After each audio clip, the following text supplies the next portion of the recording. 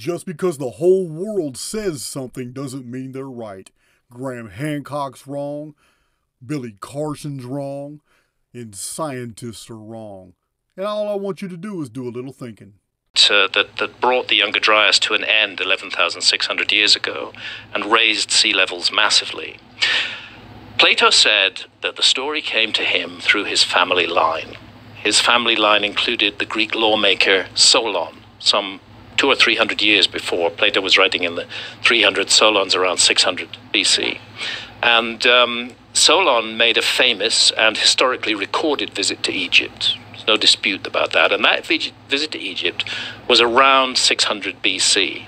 So that tells us that that visit to Egypt was around 2,600 years before our time today. So there's Solon in Egypt in 600 BC. He's visiting a temple that no longer exists, Temple of Neith at Sais in the Delta. And he's shown writings on the walls by the priests. And he says, what do these writings say? And the priests then unravel the whole story of Atlantis, and they tell how there was this great advanced civilization, which at one time was extremely beneficial and positive to the world, but which fell out of harmony with the universe, became domineering, began to impose its power on other peoples around the world, became arrogant, became overconfident in itself, suffered from hubris, and a ringing phrase ceased to wear its moderation with prosperity. And the universe intervened and struck Atlantis down. So Solon said to the priests, okay, when did this happen? And they said, quite matter-of-factly, 9,000 years ago. That's in 600 BC. Do the math. That's a date in our calendar. That's 9,600 BC. That's 11,600 years ago. In Antiquities and Chronology of the Most Ancient Kingdoms, Volume 2 by John Jackson, London, 1752. Man, I love this book.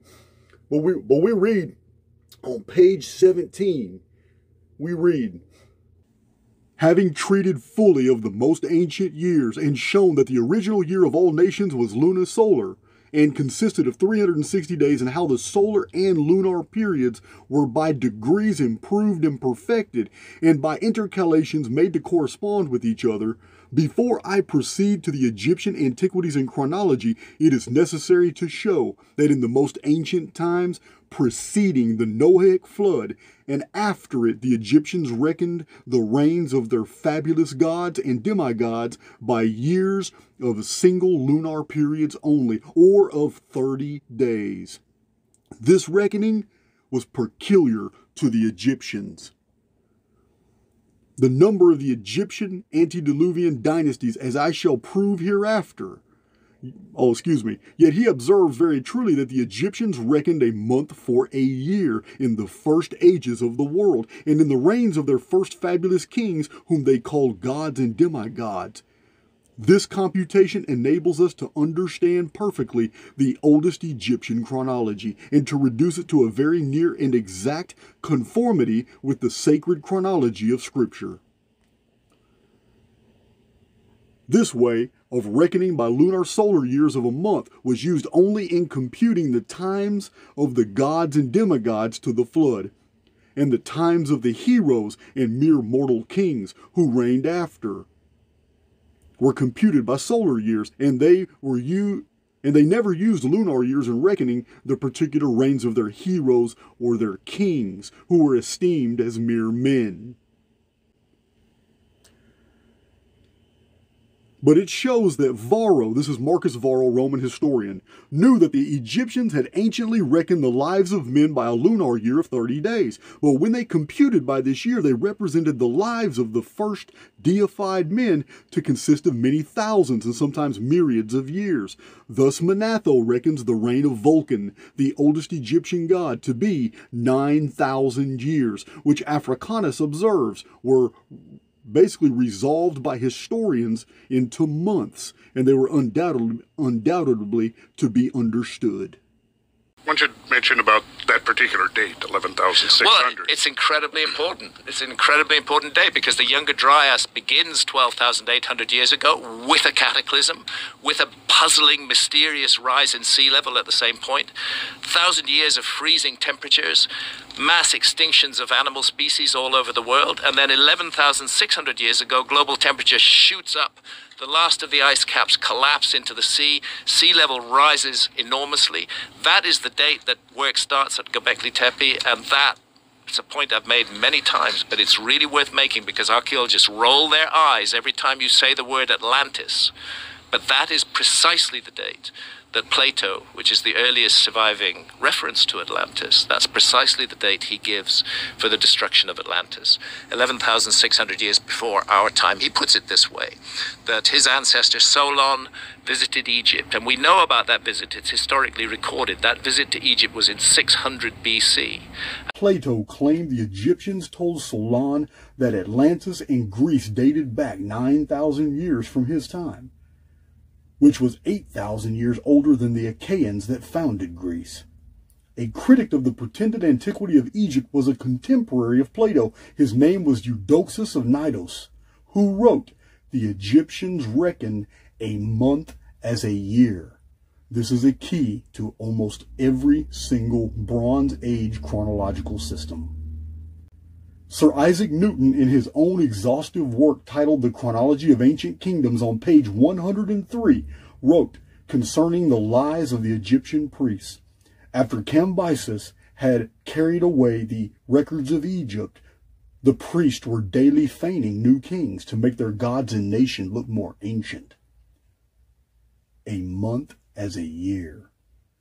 Diodorus Siculus wrote that it was popular in antiquity to reckon the year by the lunar cycle. The ancient Frisian Oralind manuscript reads that before the Great Flood Cataclysm, quote, "the years were not counted," unquote. And as we look into it further, we find something else, that Plato puts a date on the destruction of Atlantis. He says Atlantis was submerged beneath the waves in a huge global cataclysm 9,000 years before the time of Solon. That gives us an absolute date for this. Hey guys, you know what? I'm sorry I get emotional when I get to talking about prize old books. It's just me. I know. I'm weirdo. I don't mind being weird. But just don't call me weird. But yeah, this 1,200 years, man. A lot of people are bringing that to my channel, talking about such and such, talks about 1,200 years. I mean, excuse me, not 12, but 12,000 years. And listen, it's mentioned in historical texts. There are old chronographers that talk about it, but they are corrected by other chronologists. This 12,000 year number has been thrown out thousands of times by modern authors. It's all bullshit. Everybody wants to point it to the Younger Dryas period. Graham Hancock's books, his new Netflix channel blowing up. Look, man, somebody's invested hundreds of millions of dollars in this because they have blown his shit up all over the world. It's not just Netflix. Every platform is showing Graham Hancock going off. And when you listen to him, there's no data here. He's telling a story, but there's no info. It's not like listening to Archaix. We're going to hear what the source material is, and you're going to hear, okay, well, look, this is how the mathematics works. Pull your calculator out, and I will show you exactly what this calendar truly meant and why it wasn't 432,000 years. It was 432,000 turnings of the stars, which is only 12 centuries. And we have many ancient writers that say that. They say that when Greeks copied or listened to Egyptians relay anything involving numbers, for some reason, Greeks always added a zero. They always did. And this was known in ancient times. So 1,200 year period that was being related by somebody to Strabo or Diodorus Siculus, it would later on it would become 12,000. Yeah, it's ridiculous. It really is. Then Solon asks, when did this happen? And the priests say, they're very relaxed about it. They say, 9,000 years ago. So immediately we have a date that we can put to our calendar. 600 BC, he makes the visit. 9,000 years before that, that's 9,600 BC. Give or take 23 years, that is 11,600 years ago. That's when Göbekli Tepe is built. That's when meltwater pulse 1b begins to flood the world oceans. And again, my critics will niggle away at the edges of this and say, well, meltwater pulse 1b unfolded over 300 or 400 years. If you average it out, it wasn't that much in any one year. But who says it happened at average rates? Who says there wasn't a big rise and then a smaller rise. You know? These things are very annoying.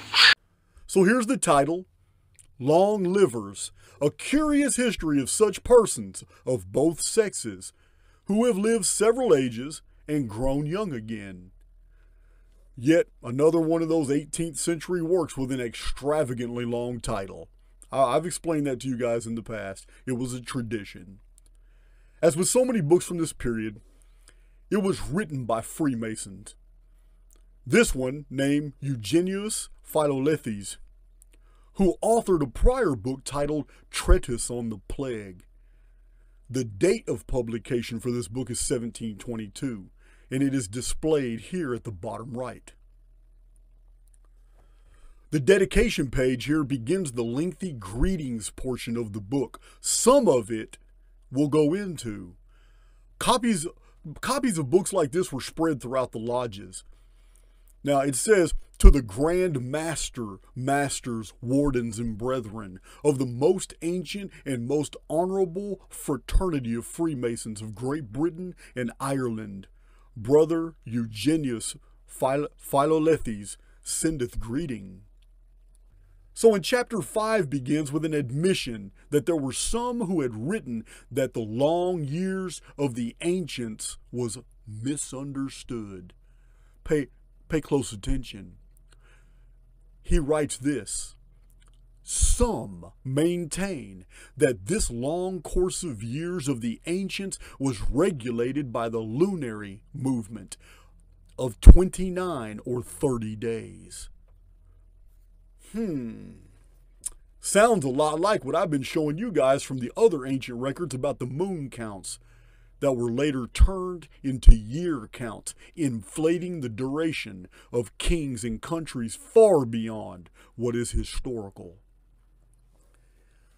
So Eugenius explains a lot on how the confusion had crept into the records, and that it was never actually connected or worked out. Moons had become years.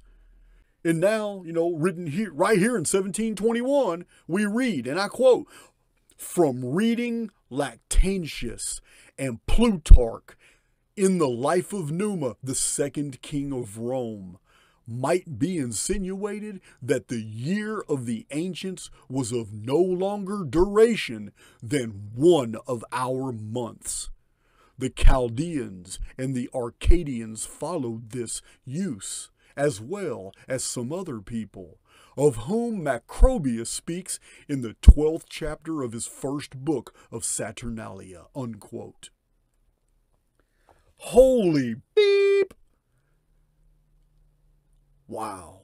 I've told you guys many times and cited a few sources that show that the years of ancient texts were actually moons, that Graham Hancock and others are totally wrong about Atlantis being 9,500 BC because the moon count system has the Atlantis narrative as presented by the Egyptians to be the 13th century BC, contemporary with Mycenae and the Sea Peoples Federation invasions and the attacks against Egypt.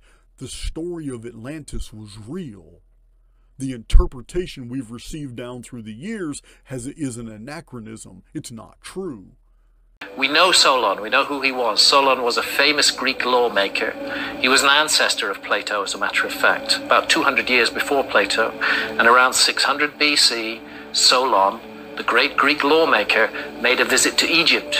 And in Egypt, the priests at a temple of Sais in the Delta told him the story of Atlantis. And they said that it was written on the walls of the temple. And he said, when did this happen? When was this great civilization destroyed? And they said, 9,000 years ago. And so yeah, like I said, my rant on Graham Hancock's not personal. I don't know him personally. But it's a little discouraging when you see a dozen platforms, there's probably more than that, but a dozen platforms pushing out this new show of his that he directed or he put together. And then when I listened to the show, I got Netflix, so I listened to the show, I listened to the first 2 episodes, I was like, oh my God, I'm literally nauseous. I'm sickened listening to this material. Because I've seen this phenomenon over and over and over. It is so prevalent when disinformation is being pushed. And the phenomenon that I'm talking about is when this is what the establishment does a lot. They do this a lot. Come on, guys. Can you go any slower? All right. What I'm talking about,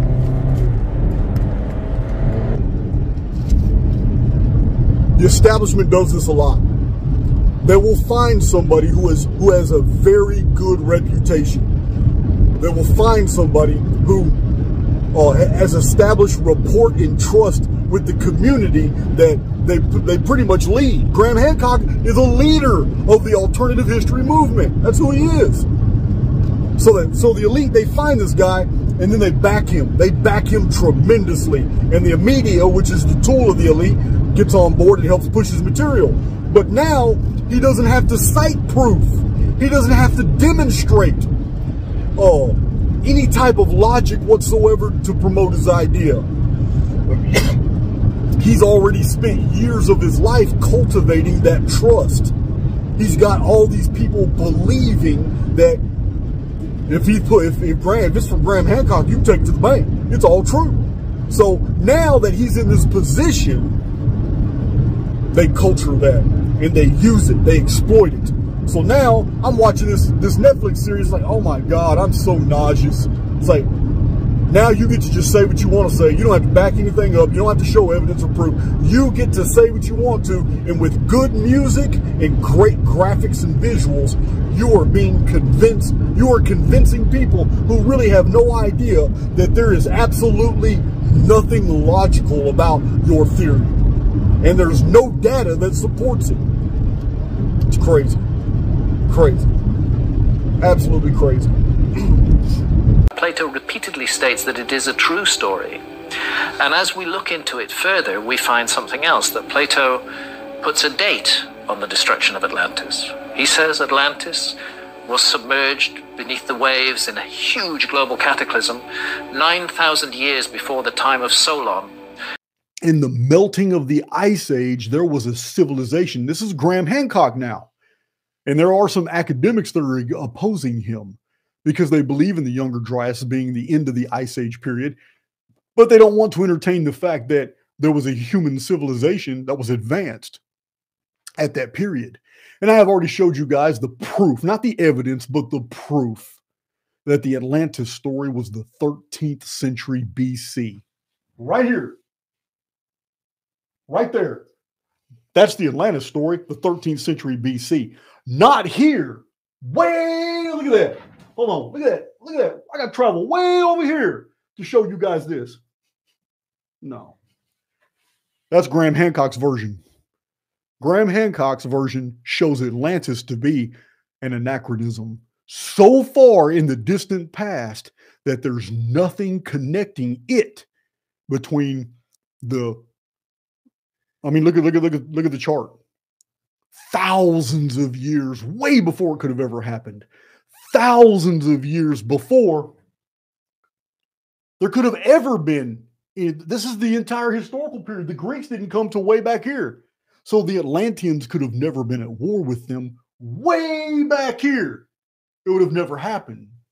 So we have a problem. So Solon said to the priests, okay, when did this happen?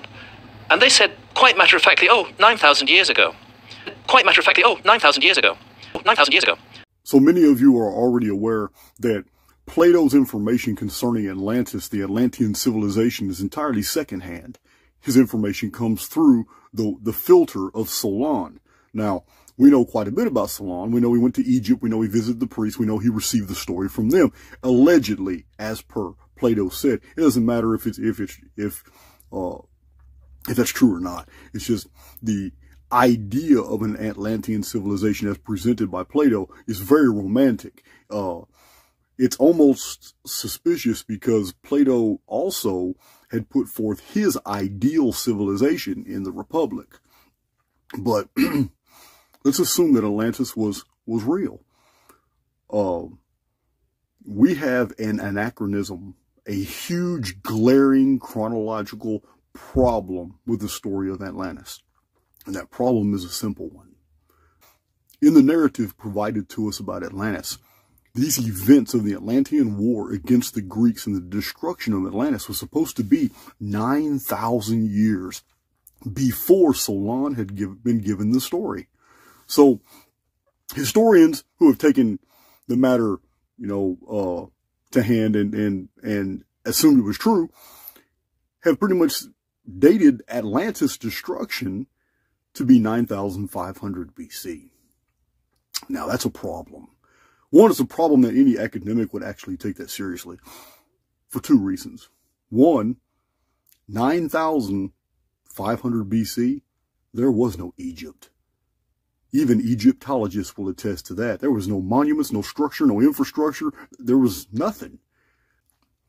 The second problem is that the 9,500-year-old BC civilization of Atlantis could have never been at war with Greece because Greece was not around in 9,500 BC. And Solon asked those Egyptian priests, when did this happen? And they said, 9,000 years ago. Well, do the math. That's in 600 BC. That's 9,000 years before 600 BC. We call that 9,600 BC. That's 11,600 years ago. That's exactly the date of the end of the Younger Dryas, and it's exactly the date of what is called meltwater pulse 1b, one of the biggest single rises overnight in sea level that ever occurred. So if Plato made it up, it's really weird that he picked a date that is precisely a date that coincides with the latest geological evidence on cataclysmic sea level rise at the end of the Ice Age. You're going to have your gullible that believe in almost everything that's new. This is an age-old problem. But anything that is an extraordinary claim needs to be backed up with an overwhelming amount of evidence because it's an extraordinary claim. We're going to get into an extraordinary claim right now. Do you see that chart behind me right now on the wall? That chart, do you see the dome that's right here? Right here, this back area right here?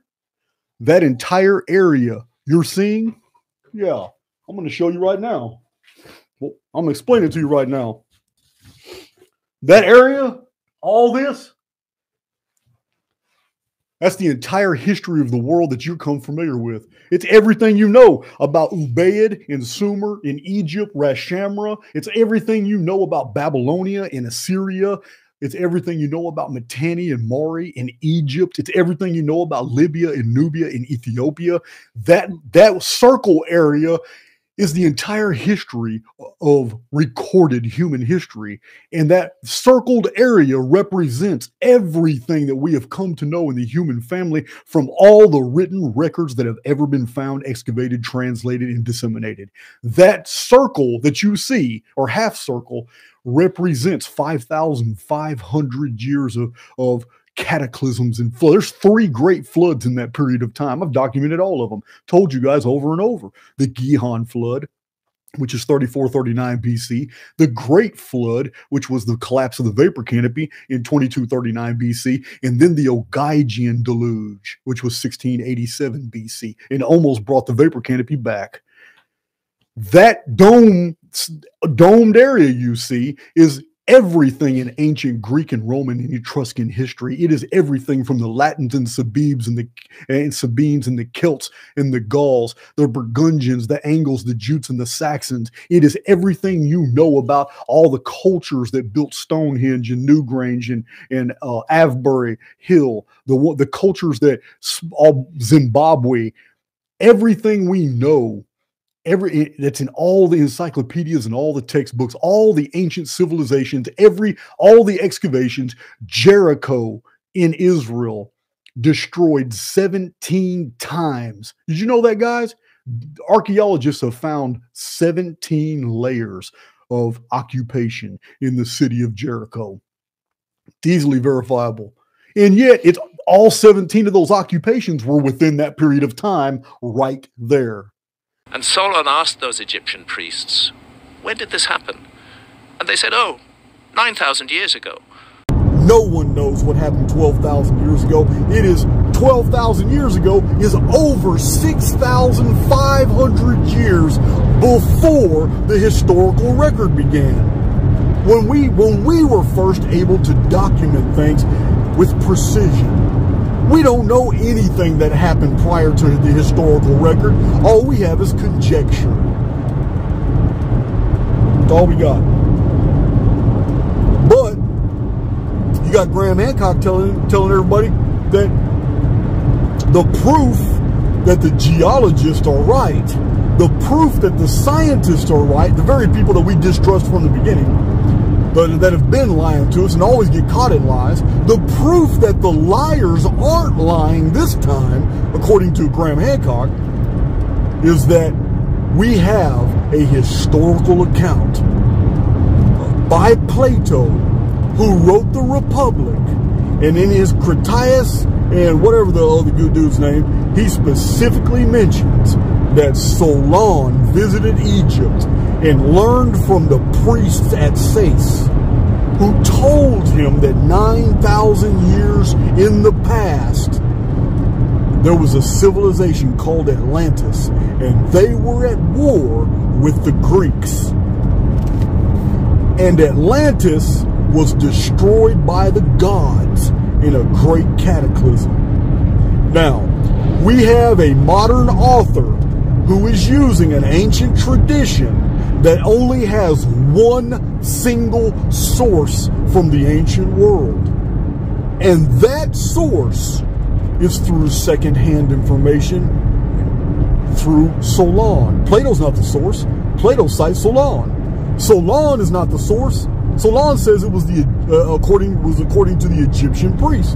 So we have this information going through these filters. So it's not surprising to learn that it's not 9,000 years. Something got mixed up in the translation. Maybe it was Solon, maybe it was Plato, but one of those two mistook what the Egyptian priests were telling Solon. Because I don't think the Egyptian priests would have ever told Solon it was 9,000 years. I think they told Solon it was 9,000 lunations. Now, does my opinion trump Hancock's opinion that it's 9,000 years? Well, here's something you need. Here's a data point that you need to take into consideration. One, the story says that the Atlanteans were at war with the Greeks. We already know. Science tells us, archaeology tells us, there were no Greeks at 9,600 BC. There was no one in the Peloponnesus, in Argos or Joppa. There was no one in those areas of the world that even the Dorians hadn't even come around yet. The Achaeans hadn't come around yet. The Mycenaeans hadn't come around yet. The Minoans hadn't come around. There was nothing, because the historical record is absolutely silent about anything prior to the 35th century BC. That's 9,600 BC in our calendar. That's 11,600 years ago. Plato is telling us a great civilization was destroyed in a global cataclysm of flood 11,600 years ago. That in the days of Plato, the greatest mathematician ever known is Eudoxus of Cnidus. He carries that badge. He is honored in that way by many ancient writers. Eudoxus was the mathematician of mathematicians. Eudoxus of Cnidus went to Egypt. He studied in the Egyptian colleges. He studied the calendars of the Egyptians. Eudoxus of Cnidus was an amazing student. He had become a master. He had come back to Greece, was elected for office. But what's really interesting is that today, when we think of Greek or arithmetic and mathematics, we think of Aristarchus and Euclid, like Euclid's geometry. But most people don't realize the majority of Euclid's mathematical material all came from Eudoxus. And then all these other ones were incorporated from lesser mathematicians and scholars of the Greek period. But Eudoxus was very clear. He disagreed with Plato. Eudoxus said that the Egyptians reckon a year as a month.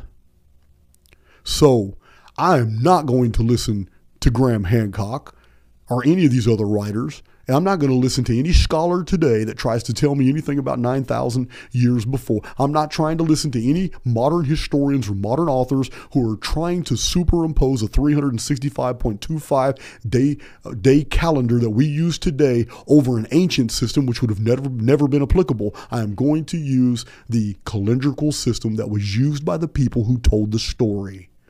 And when I do, it fits with 100% of what we know of what was going on historically at that time. And he said, when did this happen? When was this great civilization destroyed? And they said 9,000 years ago. And that was in 600 BC. So that's 9,600 BC in our calendar. That's 11,600 years ago. Thomas Bradwardine wrote that Plato's 9,000 years were lunar cycles. This was written 600 and something years ago.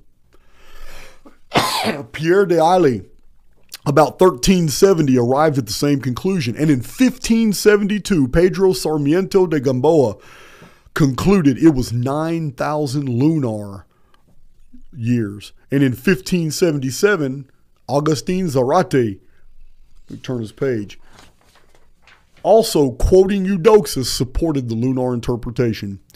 These are in a book called Joining the Dots by Tony O'Connell. He's the one that put that little list together I just read. Now,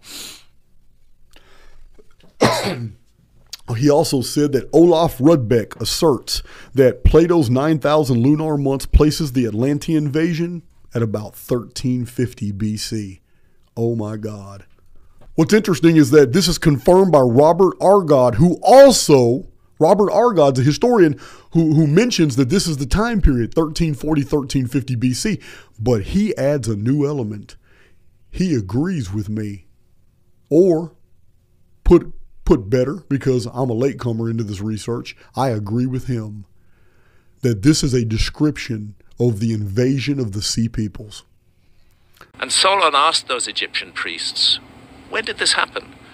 And they said, 9,000 years ago. Next thing Plato said is that Solon heard of Atlantis from the priests of Sais in Egypt. For those of you who want to spell that, it's S-A-I-S. So Solon heard about Atlantis from the priests of Sais. Sais was a center of Neith worship. This is a goddess, and they used the lunar calendar. They didn't use the Egyptian civil or the solar calendar. There's 3 calendars in ancient Egypt. They did not use the solar or the civil. They used the lunar calendar.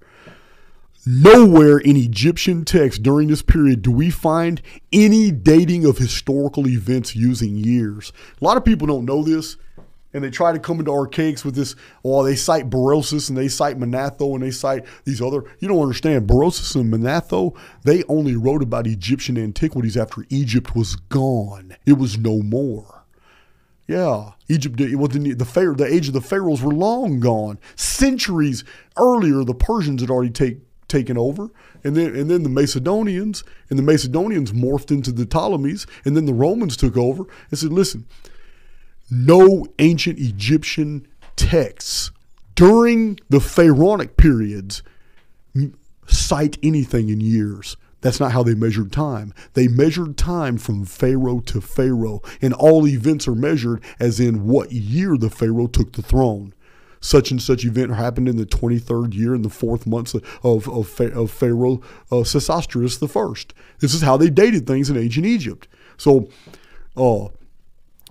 for us in 2023 to look back and say that the priests of Sais told Plato that 9,000 years before that time that the Atlanteans went to war against Athens is an anachronism, because the priests of Sais would have never said anything like that at all. So the priests of Sais, using the lunar calendar, they would have told Solon that 9,000 moons ago, the Atlanteans invaded and attacked Athens. That's exactly how they would have said it. So this abbreviates the Atlantis story to 750 years before Solon was told this narrative. In 750 years, was basically back to the beginning of the invasion of the Atlanteans, almost precisely into the Mediterranean. It's also almost the origin. It targets 1340 BC, which is only like 30 years after the founding of Athens. If Plato made the whole thing up, he was just astonishingly on the money with the latest geology. Plato says that Atlantis was a major naval power. Okay, I'm not going to go into detail. You guys who have been following Archaix for a long period of time, you already know that a major tenet of my research concerns the Heliolithic Maritime Empire, this major navy that kept sailing from the Americas and colonizing all different parts of the ancient world. So we're not going to marry that. I'm just reminding you that that has a lot to do with like W.J. Perry's research from 1923 in his 550-page book, Children of the Sun, where he's talking about this ancient mariner race that went all over the world. So this isn't something that we're making up. We have the data to back this up. But you can watch those videos. Atlantis was a major naval power. Atlantis navies invaded from the west. This is all very specific in Plato's narrative. The navies that invaded the Mediterranean invaded from the west. Atlanteans invaded and conquered many lands surrounding the Mediterranean. So Plato is describing that over a period of time, it wasn't just a 1 year, 2 year, 10 years. It was over a period of time that more and more fleets from the west, from Atlantis, arrived on the shores of Africa, arrived on the shores of Europe. These are the shores of the Atlantic, and they made their way through the Straits of Gibraltar, and they built forts and colonies and ports, and they basically occupied and they took over many regions. This would include like Morocco and Mauritania and Sardinia. These key locations were basically turned into Atlantean colonies. So everything that Plato was describing is very feasible. But these are fleets that are coming from a long distance, probably Central America or Northern South America, and they're coming straight over to Western Africa and passing along the coast through the Straits of Gibraltar, entering the Mediterranean and causing all kinds of havoc. Now, this scenario that is postulated by Plato is endorsed in the historical and archaeological record, and we'll get to that in just a second. The source, the earliest surviving source for the tradition of Atlantis, is the highly respected figure of Plato. And he passes it down to us in dialogues called the Timaeus and the Critias. One of the major hallmarks that identifies the chronological narrative of the Atlantis story is a fact that Plato says that the Atlanteans attacked ancient Athens and other areas in the Aegean. This is a major chronological marker. We call these chronomarkers. You can't ignore this fact, but this fact is ignored by many, many people who write or have theories about Atlantis. In order for the Atlantis narrative to work, you must first identify the origin and founding of the city of Athens. Because if Athens isn't there, there can't be any Atlanteans either. Plato is the earliest surviving reference we have to this great lost civilization of prehistory that he referred to as Atlantis. Now we have ancient authors claiming that Plato made a mistake. But do you hear Graham Hancock citing Diodorus Siculus, citing Strabo, citing Eudoxus? You don't hear any of that. Why? Because it completely, absolutely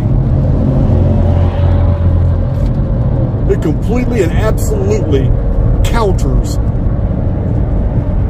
what he's telling us. Somebody's trying to call me and I'm not trying to answer while I'm driving, but it's ringing in my ear. So yeah, I have severe problems with the whole Atlantis is 9,000 BC because There were historians even over 2,000 years ago that were telling us otherwise. But if that's your proof of a civilization existing at that time, then it shows me that you're not trying to inform the public of the truth when you're using a fiction that's been disproved. It tells me you're agenda-driven. You have a vested interest for some reason in getting people to believe in the Younger Dryas Ice Age narrative, and that Egypt is that old, and that Atlantis existed at that time. If that's your agenda, well, I can only make two conclusions. This is Graham Hancock's agenda, or Graham Hancock's a moron, a total idiot. He's either that, or he's on an agenda. He has been paid to lie to the public. That's you can quote me. You can send him an email and say I said that. That is the only two conclusions that I can make based off all the data. Because the Atlantis narrative is true, but it was lunations, meaning it happened in the 13th century. So, do we have any archaeological evidence of such a massive Mediterranean war at that time? Of course we do. Of course we do. We have ample evidence of that. Many authors and historians have written about the Trojan War. Homer's Iliad is all about the Trojan War. There were many who mentioned the Trojan War, the war of Mycenae against Ilium.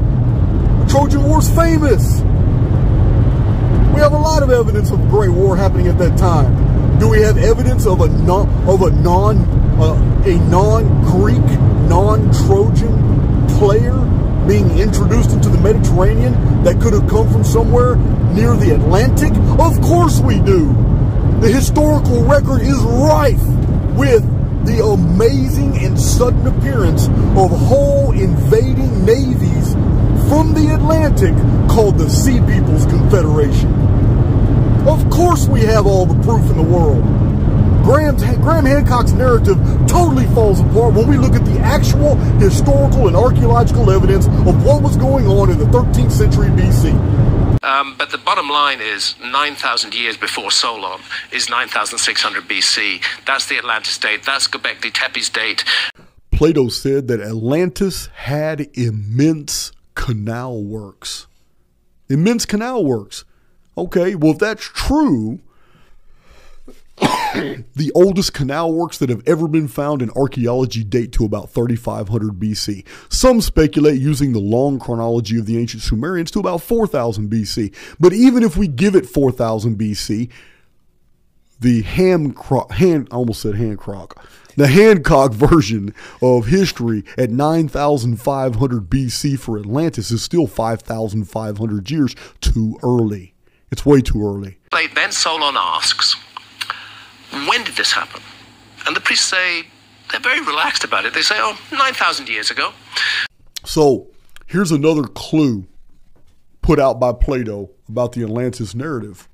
And that is, Plato specifically mentions that the Atlanteans, not the Egyptians and the Greeks, but the Atlanteans were using iron utensils.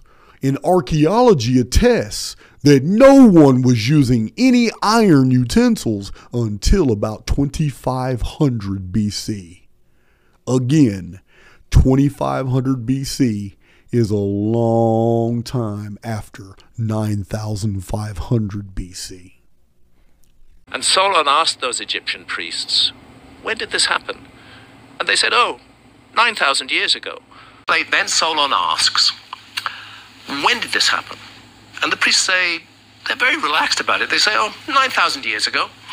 So Solon said to the priests, okay, when did this happen? And they said, quite matter-of-factly, 9,000 years ago. Quite matter-of-factly, 9,000 years ago. 9,000 years ago.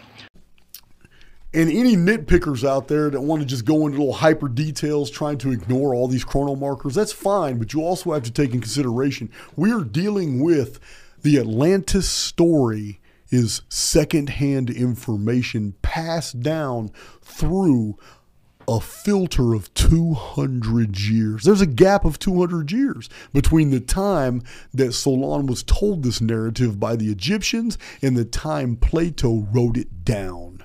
It's 200 years.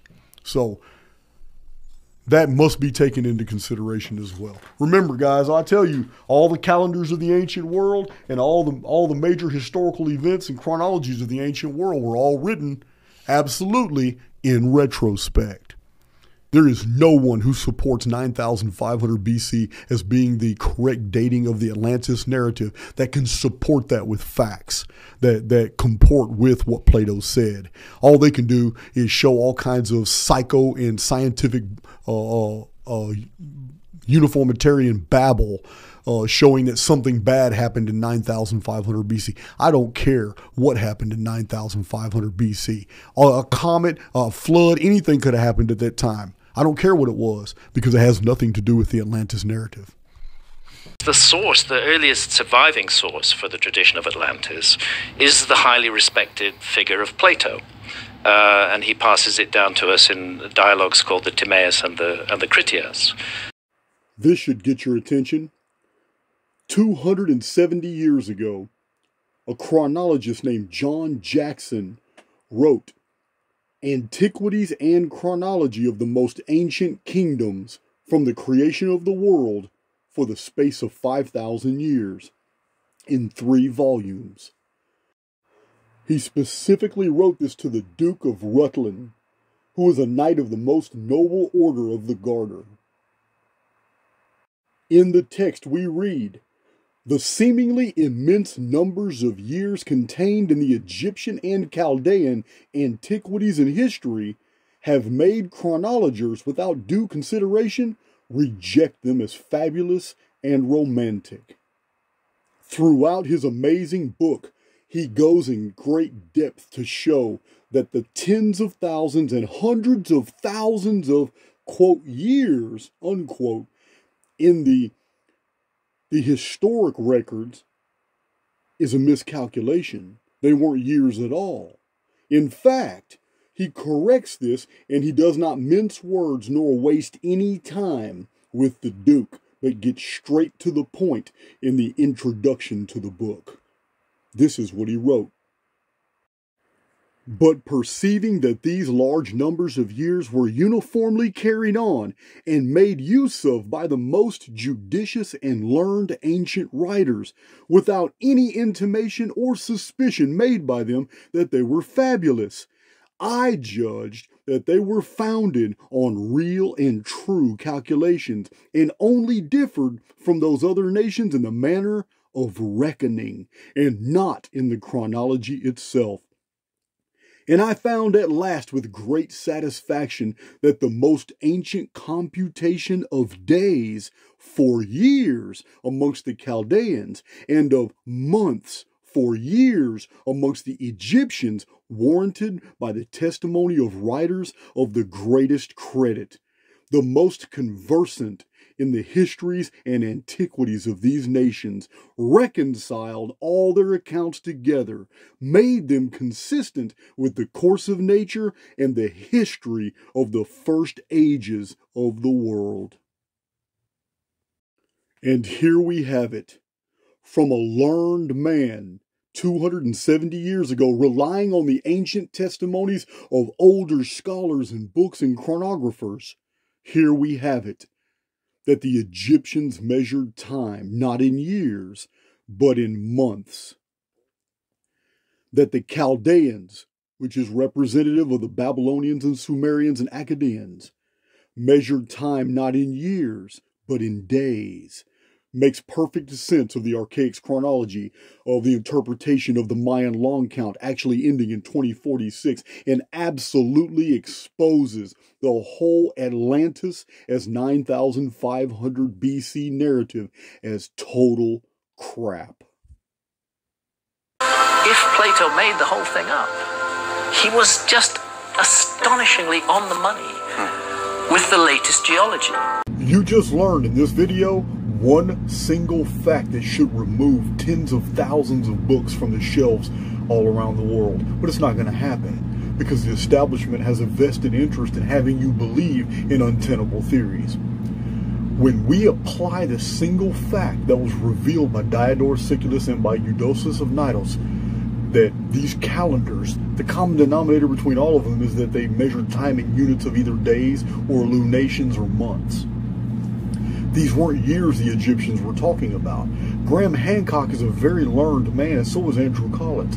So is Robert Schoch, and so many authors before them. They knew better. They had read the same materials I read, but it wouldn't support their untenable theories. They want an Atlantis, a great pyramid. They want this younger Dryas period of super civilization that existed in 10,000 BC. They want an idea, an ideal that archaeology and history just doesn't support. The textual archaeological record is very clear. All the civilizations of our world, all the calendars of our world, if measured properly, all show that the entire modern human experience, from the written word, timekeeping systems, it's all compressed within a 6,000 year period. It's all here. These books will be continued to be sold, and there will be publishers who will continually push them, but it's not the truth. These civilizations, these in vast amounts of time, they become amorphous. It's like Zecharia Sitchin's belief that Anunnaki descended 432,000 years before the Great Flood. It's so ridiculous. A great flood would not even have any meaning or any correlate with an event that happened 432,000 years earlier. There were many great floods in that period of time in Earth history. It's 432,000 shars, which is turnings, the stellosphere, which is only 1,200 years. And there are so many mysteries in the ancient world that are easily comprehended by just using the calendars that those civilizations possessed, and not any interpretations in the 1960s, 70s, 80s, and 90s that has been imposed upon those systems that the original authors did not want to convey. So Solon said to the priests, okay, when did this happen?